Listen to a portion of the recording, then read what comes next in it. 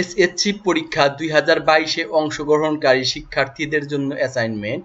এটা তোমাদের দ্বিতীয় সপ্তাহের অ্যাসাইনমেন্ট। বিষয় পৌরনীতি ও সুশাসন, দ্বিতীয় পত্র, বিষয় কোড 270, স্তর এইচএসসি। তোমাদের অ্যাসাইনমেন্ট বা নির্ধারিত কাজ হচ্ছে লাহোর প্রস্তাবের প্রেক্ষাপট হিসাবে বঙ্গভঙ্গ, মুসলিম লীগ এবং দ্বিজাতি তত্ত্বের উপর একটি নিবন্ধ লিখো। নির্দেশনা সংকেত: বঙ্গভঙ্গের কারণ, ফলাফল, মুসলিম লীগ প্রতিষ্ঠার প্রেক্ষাপট ও গুরুত্ব, দ্বিজাতি তত্ত্ব ও লাহোর প্রস্তাবের বৈশিষ্ট্য ও তাৎপর্য। তোমাদের অ্যাসাইনমেন্টের উত্তর: ভূমিকা। ভারতের স্বাধীনতা সংগ্রামের ইতিহাসে বঙ্গভঙ্গ এক গুরুত্বপূর্ণ স্থান দখল করে আছে। 1757 খ্রিস্টাব্দের 23শে জুন ভগীরথী নদীর তীরে পলাশীর আমবাগানে বাংলা, বিহার ও উড়িষ্যার শেষ স্বাধীন নবাব সিরাজদৌলার পরাজয়ের মাধ্যমে এ ভারতীয় মহাদেশে ইংরেজদের শাসনের গোড়াপত্তন হয়। তৎকালীন বাংলা, বিহার, উড়িষ্যা, আসাম ও আরও কিছু অঞ্চল নিয়ে গঠিত হয়েছিল বাংলা প্রেসিডেন্সি। এর আয়তন বিশাল হওয়ায় পুরো বাংলা প্রেসিডেন্সিকে একসাথে শাসন করা ব্রিটিশদের পক্ষে প্রায় অসম্ভব ছিল। 1903 সালে লর্ড কার্জন, যার নামে বর্তমানে ঢাকা বিশ্ববিদ্যালয়ের কার্জন হল, এ অঞ্চলের বড় লাট সাহেব হয়ে আসলে তিনি বাংলাকে বিভাজন করার সিদ্ধান্ত নেন। এরই ধারাবাহিকতায় তিনি 1905 সালের 1 সেপ্টেম্বর বঙ্গভঙ্গ করে রাজশাহী, ঢাকা, চট্টগ্রাম ও আসামকে নিয়ে গঠিত করেন পূর্ববঙ্গ, যার রাজধানী হয় ঢাকা। এ সময় লর্ড কার্জন বঙ্গভঙ্গের পক্ষে ঢাকার নবাব সলিমুল্লাহ সহ অনেক মুসলিম নেতৃবৃন্দের সমর্থন লাভ করেন, যদিও হিন্দুরা এর ঘোর বিরোধিতা করেছিলেন। বঙ্গভঙ্গের কারণ: বঙ্গভঙ্গের মূল যে কারণ তা হলো বাংলা প্রেসিডেন্সির বিশাল আয়তন হওয়ার কারণে ব্রিটিশরা এ দেশকে শাসন শোষণে বেশি সুবিধা করতে পারছে না। অপরদিকে 1885 খ্রিস্টাব্দে জন্ম নেওয়া ইন্ডিয়ান ন্যাশনাল কংগ্রেসের আইএনসি ব্রিটিশ বিরোধী বিভিন্ন কার্যকলাপকে থামিয়ে দিতে বাংলাকে বিভাজন করার প্রয়োজন মনে করেন। এরপরেও বঙ্গভঙ্গের পিছনে আরো সুদূরপ্রসারী কারণ আছে, যা নিচে উল্লেখ করা হলো। প্রশাসনিক কারণ: রাষ্ট্রবিজ্ঞানীগণ মনে করেন বঙ্গভঙ্গের প্রধান কারণ হলো প্রশাসনিক কারণ। বাংলা ছিল বিশাল প্রদেশ, যার আয়তন ছিল 1,79,000 বর্গমাইল, ফলে শাসনভার ছিল কষ্টসাধ্য। লর্ড কার্জন প্রথম থেকেই একে প্রশাসনিক সংস্কার নামে অভিহিত করেন। কংগ্রেসকে দুর্বল করা: 1885 সালে ইন্ডিয়ান ন্যাশনাল কংগ্রেস প্রতিষ্ঠার মাধ্যমে ভারতীয় জনগণের সচেতনতা বৃদ্ধি পায়। শুরু থেকেই ব্রিটিশ বিরোধী ভাবাপন্ন হলেও বঙ্গভঙ্গ যখন প্রস্তাব হয়, কংগ্রেস তখন থেকেই এর বিরোধিতা করেন। কার্জন বিশ্বাস করত কলকাতায় কিছু ষড়যন্ত্রকারী আমার বক্তব্য কংগ্রেসে চালাতো, কাজেই কলকাতার গুরুত্ব হ্রাস করে বঙ্গভঙ্গ কার্যকর করলে ষড়যন্ত্রকারীরা সে সুযোগ আর পাবে না, তারা ক্রমেই দুর্বল হয়ে পড়বে। অর্থনৈতিক বৈষম্য দূরীকরণ: ব্রিটিশ সরকারের যত উন্নয়ন সব হতো ভারতের রাজধানী কেন্দ্রিক। তুলনামূলকভাবে পূর্ব বাংলার জনগণ অবহেলিত হতো। যেহেতু এ অঞ্চলের বেশিরভাগ মানুষ মুসলিম, তাই মুসলিমরা হিন্দুদের তুলনায় সুযোগ সুবিধা কম পেত। তাই দুই বাংলার মানুষ, বিশেষ করে মুসলিমরাও যাতে তাদের প্রয়োজনীয় সুযোগ সুবিধা পায়, সেজন্যই মূলত বঙ্গভঙ্গের সিদ্ধান্ত নেওয়া হয়। সরকারি চাকরিতে সমস্যা: সে সময় হিন্দুরাই সবচেয়ে বেশি সরকারি চাকরির সুবিধা পেত। এক্ষেত্রে মুসলিমরা ছিল পিছিয়ে। মুসলিমরা যাতে সমানভাবে সরকারি চাকরি করতে পারে, এজন্য বঙ্গভঙ্গের সিদ্ধান্ত নেওয়া হয়। আর বঙ্গভঙ্গের ফলে মুসলিমরাই সবচেয়ে বেশি লাভবান হয়। ঢাকার নবাব সলিমুল্লাহ সহ প্রায় সব মুসলিম নেতাগণ বঙ্গভঙ্গের পক্ষে সমর্থন দিয়েছিল। পাটের ন্যায্য মূল্য প্রাপ্য: পূর্ব বাংলায় পাট উৎপাদন হতো বেশি, কিন্তু পাট কল ছিল না। পাট কল ছিল কলকাতায় ও হুগলিতে, এজন্য পূর্ব বাংলার জনগণ পাটের উপযুক্ত মূল্য পেত না। এজন্য পূর্ব বাংলার জনগণ বঙ্গভঙ্গের পক্ষে ছিল, আর পাটের ন্যায্য মূল্য নিশ্চিত করতেই বঙ্গভঙ্গ করা হয়েছিল। বঙ্গভঙ্গের ফলাফল: বঙ্গভঙ্গ যে লক্ষ্যে করা হয় তার পুরোপুরি বাস্তবায়িত হয়নি। বা হতে দেয়নি তৎকালীন হিন্দু শ্রেণী বা হিন্দু নেতৃবর্গ।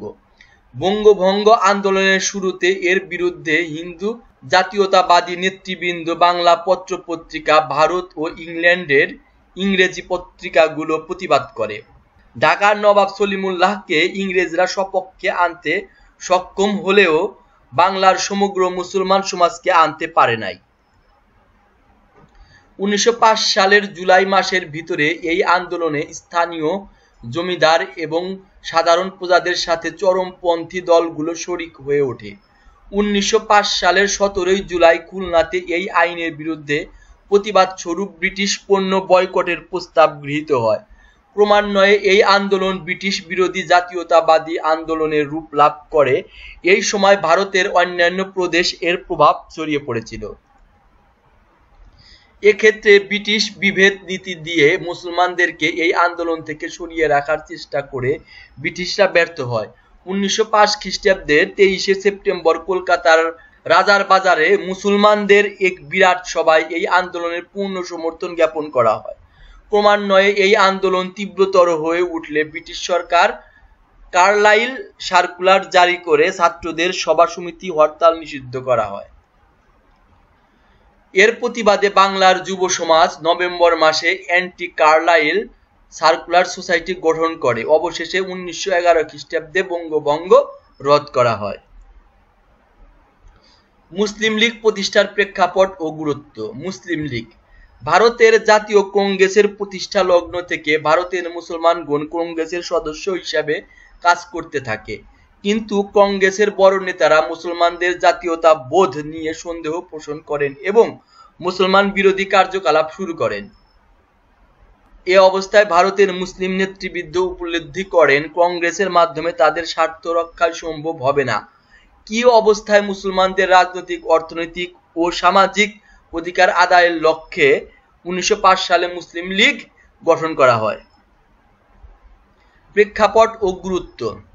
মুসলিম লীগ একটি স্বতন্ত্র রাজনৈতিক সংগঠন। বিংশ শতাব্দীর শুরুর দিকে মুসলমানদের বিভিন্ন দাবি দাওয়া নিয়ে সংগঠনের জন্ম হয়। এই সংগঠনের পিছনে যেসব গঠনের কারণ নিহিত হয়েছিল তা নিচে তুলে ধরা হলো। স্যার সৈয়দ আহমদ খানের ভূমিকা। ঐতিহাসিক আলীগড় আন্দোলনের নেতা এবং উপমহাদেশের বিশিষ্ট ইসলামী ব্যক্তিত্ব স্যার সৈয়দ আহমদ খান ভারতীয় মুসলমানদের রাজনৈতিক লক্ষ্য উদ্দেশ্য সাধনের জন্য অনেক আন্দোলন সংগ্রামে নিজেকে ব্যাপৃত করে রাখেন। তিনি মুসলমানদের ভারতীয় কংগ্রেসে যোগদানের বিরোধিতা করেন, কারণ তিনি অনুভব করেন যে কংগ্রেসের মাধ্যমে মুসলমানদের স্বার্থের প্রতিফলন ঘটবে না। আবার কংগ্রেসের কতিপয় মুসলমান বিরোধী কর্মকাণ্ডের ফলে কংগ্রেসে মুসলমানদের যোগদান আশঙ্কাজনকভাবে হ্রাস পায়। মুসলমানদের জন্য পৃথক নির্বাচন নীতি স্বীকৃতি। 1906 সালের অক্টোবর মাসে আগা খানের নেতৃত্বে কতিপয় মুসলমান প্রতিনিধি ভারতের তৎকালীন গভর্নর জেনারেলের সাথে সাক্ষাৎ করেন। তারা মুসলমানদের জন্য পৃথক নির্বাচন দাবি জানান। গভর্নর জেনারেল সহানুভূতির সাথে উক্ত দাবির বিবেচনা করেন। এতে উৎসাহিত হয়ে মুসলমানগণ একটি মুসলিম সংগঠন প্রতিষ্ঠা করেন। সর্বভারতীয় শিক্ষা সম্মেলন ও মুসলিম লীগের জন্ম। 1906 সালের ডিসেম্বর মাসের শেষের দিকে ঢাকায় all India Muslim education conference অনুষ্ঠিত হয়। সম্মেলন শেষে নবাব ভিখারুল মুলুক এর সভাপতিত্বে একটি রাজনৈতিক সভার আয়োজন করা হয়। উক্ত সভায় ভাষণে তিনি বলেন, মুসলমানদের প্রতি হিন্দুদের দৃষ্টিভঙ্গি, বিশেষ করে ভারতীয় কংগ্রেসের দৃষ্টিভঙ্গি তারা লক্ষ্য করেছেন এবং তা বঙ্গভঙ্গের সময় সুস্পষ্ট রূপে প্রতিভাত হয়। মুসলমানদের জন্য পৃথক নির্বাচন প্রয়োজন এবং ব্রিটিশ সরকার তা দিতেও সম্মত হয়েছেন, কিন্তু এর পূর্বে যা প্রয়োজন তা হলো একটি সংগঠন গড়ে তোলা। দ্বিজাতি তত্ত্ব ও তাৎপর্য। ভারত ও পাকিস্তান নামে দুটি স্বাধীন জাতি ও রাষ্ট্র গঠনের মাধ্যমে ভারতকে রাজনৈতিকভাবে দ্বিধাবিভক্ত করার নির্ণায়ক আদর্শ সাশ্রয়ী একটি রাজনৈতিক মতবাদ। ভারত থেকে ব্রিটিশ শাসন অবসানের প্রাক্কালে 20 শতকের 40-এর দশকে মোহাম্মদ আলী জিন্নাহর দ্বিজাতি তত্ত্বের ধারণা উন্মেষ ঘটান। এ তত্ত্বের ভিত্তিতে ভারত ও পাকিস্তান রাষ্ট্রের উদ্ভব ঘটে। অনেক বিশেষজ্ঞ মনে করেন জিন্নাহর দ্বিজাতি তত্ত্বই 1940 সালের লাহোর প্রস্তাব উত্থাপনের ভিত্তি তৈরি করেছিল। কংগ্রেস সভাপতি পণ্ডিত জওহরলাল নেহরু ঘোষণা করেন যে ভারতীয় উপমহাদেশে কেবল দুটি দলের অস্তিত্ব লক্ষ্য করা যায়, একটি হলো কংগ্রেস এবং অপরটি হলো সরকার, এবং বাকি দলগুলো কংগ্রেসের অন্তর্ভুক্ত। মুসলমান অত্যন্ত ক্ষুব্ধ হন। মোহাম্মদ আলী জিন্নাহ হিন্দু মুসলিম সমস্যা সমাধানের জন্য হিন্দু নেতৃবৃন্দের সাথে আলাপ আলোচনা করেও ব্যর্থ হন। পরে জিন্নাহ উপলব্ধি করেন যে হিন্দু সম্প্রদায়ের সাথে ঐক্যবদ্ধ থাকলে মুসলমানের স্বার্থ রক্ষা পাবে না। 1940 সালের 22 মার্চ মোহাম্মদ আলী জিন্নাহ নিখিল ভারত মুসলিম লীগের অধিবেশনে সভাপতির ভাষণে দ্বিজাতি তত্ত্বের ব্যাখ্যা তুলে ধরেন এভাবে: ভারতবর্ষের দুটি পৃথক জাতির বসবাস, হিন্দু ও মুসলমানের কৃষ্টি স্বতন্ত্র, কালচার স্বতন্ত্র, আশা আকাঙ্ক্ষা স্বতন্ত্র, তাদের ইতিহাস ঐতিহ্য ও স্বতন্ত্র। সুতরাং জাতীয়তা যে কোনো মানদণ্ড অনুযায়ী ভারতের মুসলমানরা একটি জাতি। এভাবে মুসলমানদের জন্য স্বতন্ত্র রাষ্ট্র প্রতিষ্ঠার পক্ষে জোরালো যুক্তি তুলে ধরা হয়, যার প্রতিফলন ঘটে 1940 সালের ঐতিহাসিক লাহোর প্রস্তাব। পরবর্তীতে এ দ্বিজাতি তত্ত্বের ভিত্তিতে 1947 সালে পাকিস্তান রাষ্ট্রের জন্ম হয়। লাহোর প্রস্তাবের বৈশিষ্ট্য ও তাৎপর্য। লাহোর প্রস্তাব 1940 সালের 23 মার্চ লাহোর নিখিল ভারত মুসলিম লীগের বার্ষিক সম্মেলনে বাংলার কৃতি সন্তান শেরে বাংলা একে ফজলুল হক যে প্রস্তাব পাশ করেন সে প্রস্তাব লাহোর প্রস্তাব নামে খ্যাত।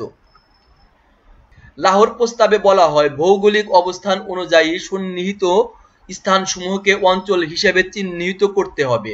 প্রয়োজন মতো সীমার পরিবর্তন করে যেসব স্থানে মুসলমানরা সংখ্যাগরিষ্ঠ সেসব অঞ্চলসমূহের স্বাধীন রাষ্ট্র প্রতিষ্ঠা করতে হবে। এসব স্বাধীন রাষ্ট্রের অঙ্গরাজ্যগুলো হবে স্বায়ত্তশাসিত ও সার্বভৌম। রাহুল প্রস্তাবের ভিত্তিতে 1947 সালের 14 আগস্ট ভারত বিভক্ত হয়ে দুটি রাষ্ট্রে রূপান্তরিত হয়।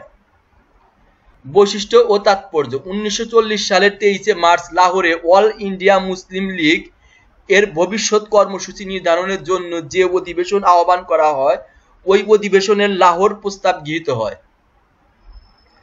নিচে লাহোর প্রস্তাবের মূল বৈশিষ্ট্যসমূহ তুলে ধরা হলো। 1.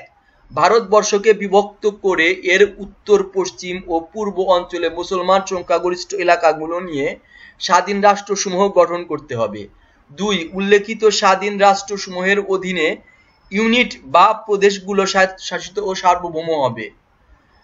3. ভারতের অন্যান্য হিন্দু অঞ্চলগুলোর সমন্বয়ে পৃথক হিন্দু রাষ্ট্র গঠিত হবে। 4. সংখ্যালঘু সম্প্রদায়ের প্রস্তাবের তাৎপর্যের সাথে পরামর্শের ভিত্তিতে তাদের স্বার্থ অধিকার ও রক্ষার জন্য সংবিধানের পর্যাপ্ত ক্ষমতা রাখতে হবে। 5. প্রতিরক্ষা, পররাষ্ট্র ও যোগাযোগ ইত্যাদি বিষয়ে ক্ষমতা সংশ্লিষ্ট অঙ্গরাজ্যগুলোর উপর ন্যস্ত থাকবে। তাৎপর্য: ঐতিহাসিক লাহোর প্রস্তাব অবিভক্ত ভারতের রাজনৈতিক অঙ্গনে অনন্য সাধারণ ভূমিকা পালন করে। লাহোর প্রস্তাব গৃহীত হবার পর মুসলিম লীগের রাজনীতিতে ইতিবাচক পদক্ষেপের গ্রহণের সুযোগ উপস্থিত হয়। মুসলমানের মধ্যে ধর্মভিত্তিক জাতীয়তা বোধ জাগ্রত হয়। অপরদিকে হিন্দুরা লাহোর প্রস্তাবকে মনে প্রাণে মেনে নিতে পারেনি। গান্ধীর মতে লাহোর প্রস্তাব মেনে নেওয়ার অর্থ ভারতকে ব্যবচ্ছেদ করা এবং তা হবে একটি পাপ কাজ। জওহরলাল নেহরু বলেন, লাহোর প্রস্তাব মেনে নিলে ভারত বই লাহোর প্রস্তাবকে মুসলিম লীগ বিরোধী পত্রিকাগুলো পাকিস্তান প্রস্তাব বলে অভিহিত করে সমালোচনা শুরু করে। তাদের অপবাদী পরে মুসলিম লীগের জন্য সুবিধাতে পরিণত হয়। লাহোর প্রস্তাব পাকিস্তান প্রস্তাব নামে পরিচিতি অর্জন করে। লাহোর প্রস্তাবের ভিত্তিতে 1947 সালের 14 আগস্ট স্বাধীন পাকিস্তান রাষ্ট্র গঠিত হয়। সুপ্রিয় বন্ধুরা, এই ছিল তোমাদের অ্যাসাইনমেন্ট। এরকম আরো অ্যাসাইনমেন্ট পেতে আমাদের চ্যানেলটি অবশ্যই সাবস্ক্রাইব করতে হবে, পাশে থাকা বেল বাটনটি ক্লিক করতে হবে এবং এই ভিডিওটি তোমার বন্ধুদের দেখাতে চ্যানেলটি শেয়ার করতে হবে, লাইক করতে হবে, কমেন্ট করতে হবে। ভিডিওটি দেখার জন্য তোমাদের অসংখ্য ধন্যবাদ।